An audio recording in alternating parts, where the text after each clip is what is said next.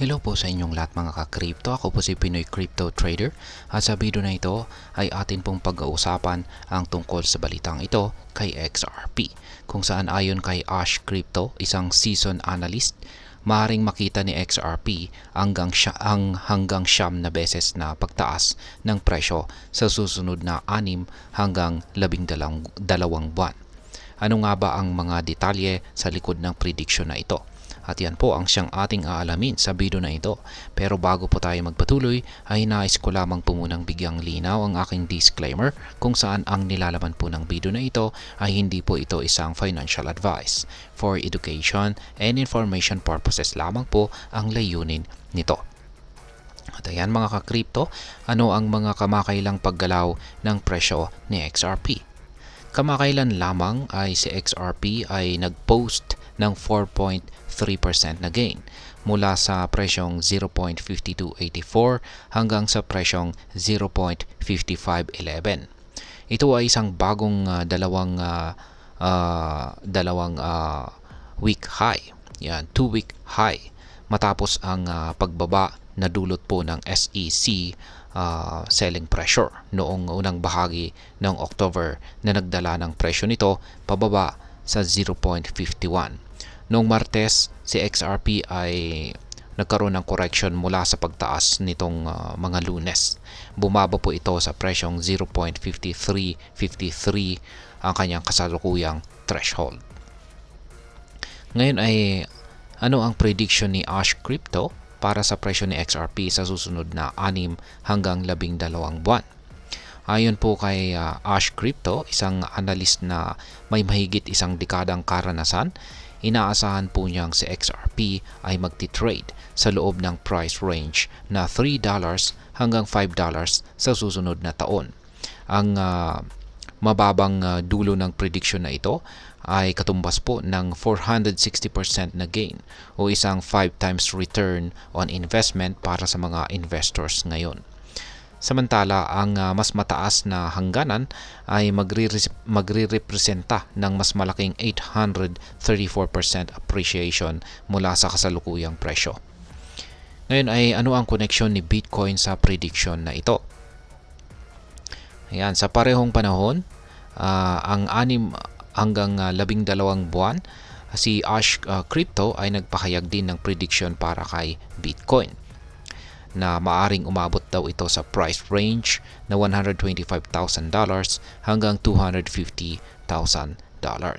Ibig sabihin, kung maabot ni Bitcoin ang peak price na $250,000 sa susunod na taon, katumbas po yan ng 3 times na gain mula sa kasalukuyang levels, ay inaasahan din ni Ash na si XRP ay makakapagtala ng bagong record dahil ang $5 ay lalampas sa dating all-time high na $3.84.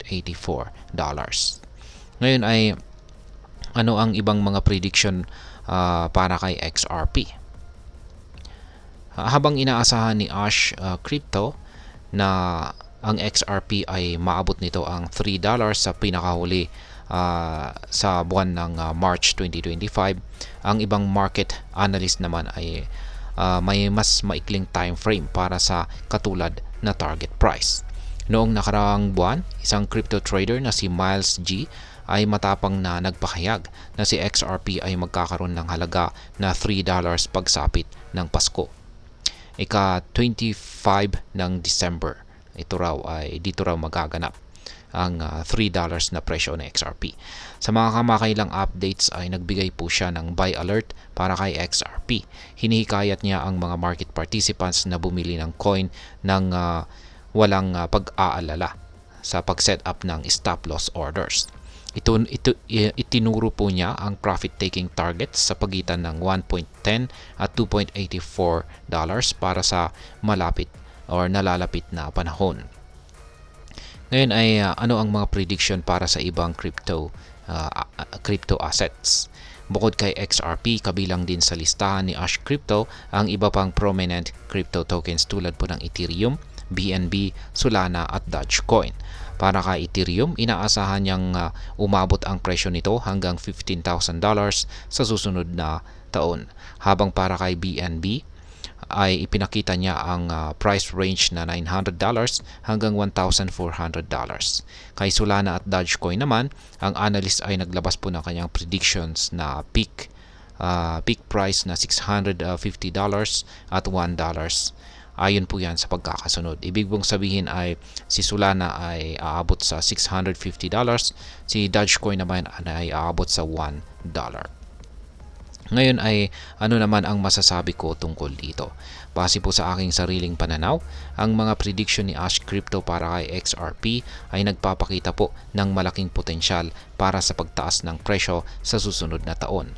Ang kanyang matibay na pananaw ay nagbibigay po ng optimism sa mga investors, lalo na sa mga naghahanap ng mataas na returns sa kanilang investment.